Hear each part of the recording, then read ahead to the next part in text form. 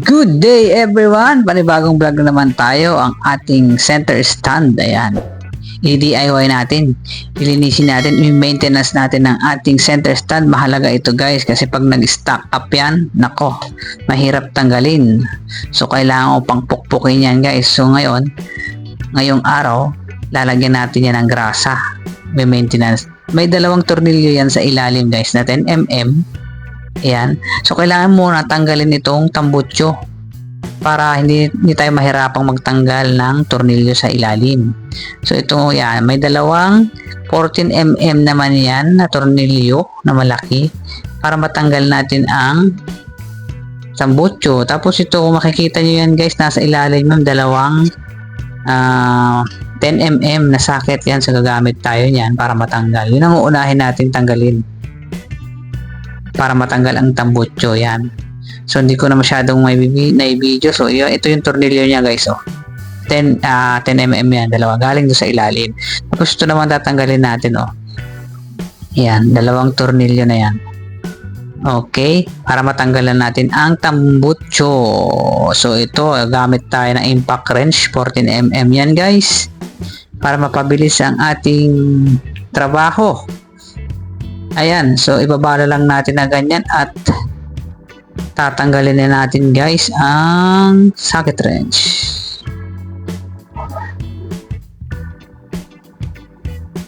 Yan. So ganoon lang So ito rin sa baba guys tanggalin natin di ba? Napakadali pag impact wrench ang gamit natin. Ayan, so tanggal na guys. Ayun, so pwede na nating tanggalin ang tambutso. Ayan.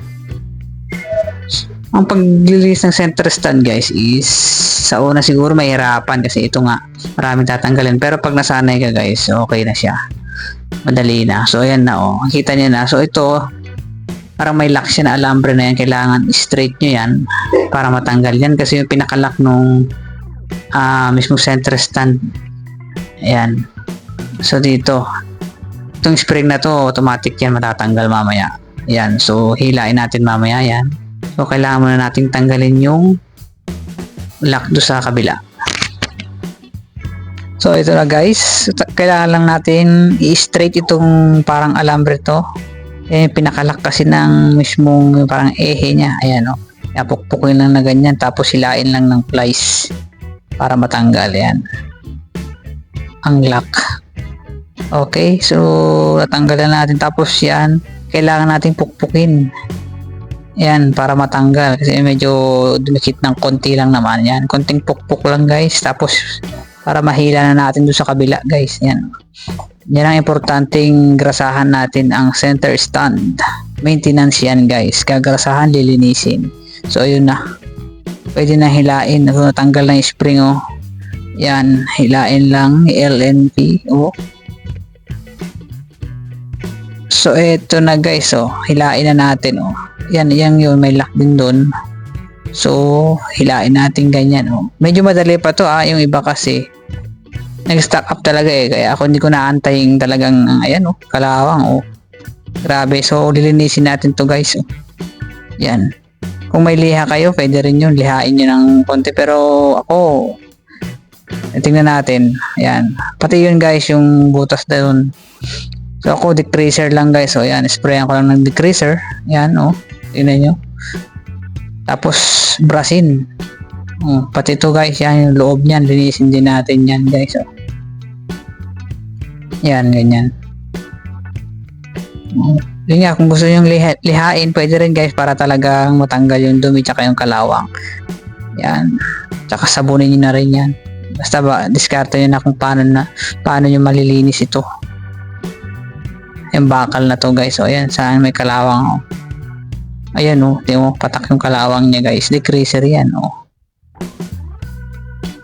yan. So malinis na guys So gagrasahan ko na to. Ayan, pati yun linis ko na rin.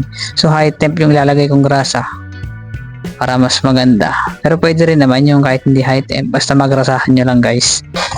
Yan, ganyan, grasahan nyo lang lahat yan, tapos isuot nyo dun para malagyan yung loob. Ayan. Yan, tapos yan, lagyan nyo rin dito, tapos saka nyo ipasok guys.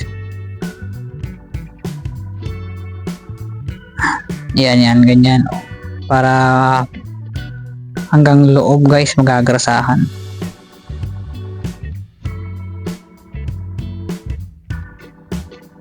Yan, labas-pasok lang yan guys, oh.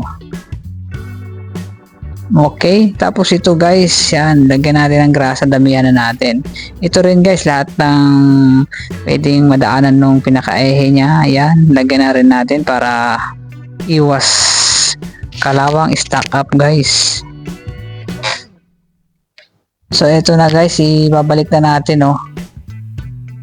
Ganyan lang ulit ang pagkabit, oh. Ilagay nyo lang yung center stand sa ilalim, tapos pasok nyo lang na ganyan guys. So, ayan, pagka naipasok ka, ayan, ibalik lang natin itong lock nya.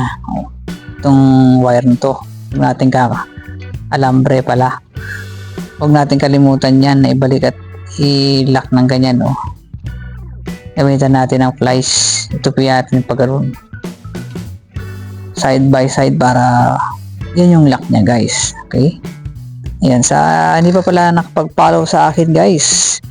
Ayan, so papalo naman po para gawa pa ako ng maraming DIY videos, tips. So ayan, ibalik na natin ang lock. Ayan, oh, maluwag na siya. Ibabalik naman natin ngayon itong spring. Ayan, medyo challenge ang pagbalik nito pag first time. So subukan natin.